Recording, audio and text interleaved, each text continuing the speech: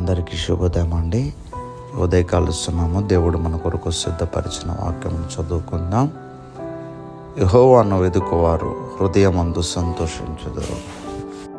దేవుణ్ణి వెదికేటటువంటి వారముగా మనం ఉండాలి. వివేకము కలిగి దేవుణ్ణి వెదుకువారు కలరేమో అని దేవుడు ఆకాశము నుండి చూచి నరులను పరిశీలించాను. దేవుణ్ణి వెదికేటటువంటి వారు ఉన్నారా లేదా అని దేవుడు ఆకాశం నుండి చూస్తూ ఉన్నారు, పరిశీలన చేస్తూ ఉన్నారు.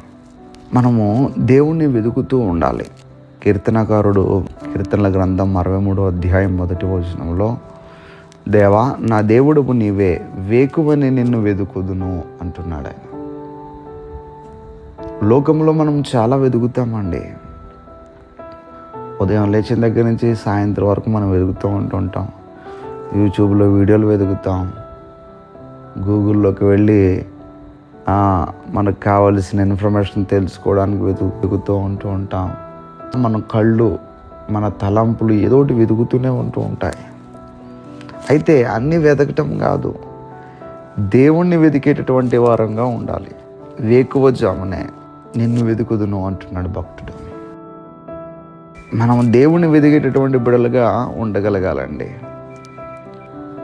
దేవుని వెతికే వారిని గూర్చి దేవుని వాక్యం ఏం చెప్తూ ఉందంటే, కీర్తనల గ్రంథం 69వ అధ్యాయం 32వ వచనంలో, దేవుని వెతుకువారులారా మీ ప్రాణము తెప్పరిల్లునుగాక. నీ ప్రాణము వేదనలో ఉన్నప్పుడు, బాధలో ఉన్నప్పుడు, కృంగినటువంటి పరిస్థితిలో ఉన్నప్పుడు దేవుణ్ణి వెతకటం వలన నీ ప్రాణం తెప్పరిల్లుతుందని వాక్యం చెప్తూ ఉంది. దేవుని వెతుకువారులారా మీ ప్రాణము తెప్పరిల్లునుగాక అని చదువుకుంటూ ఉన్నాం. కీర్తనల గ్రంథము 70వ అధ్యాయం 4వ వచనములో, నిన్ను వెతుకువారు నిన్ను గూర్చి ఉత్సహించి సంతోషించుదురుగాక అని చదువుకుంటూ ఉన్నాం. వేదనముల 2 మాటలు చూస్తున్నాము చూడండి.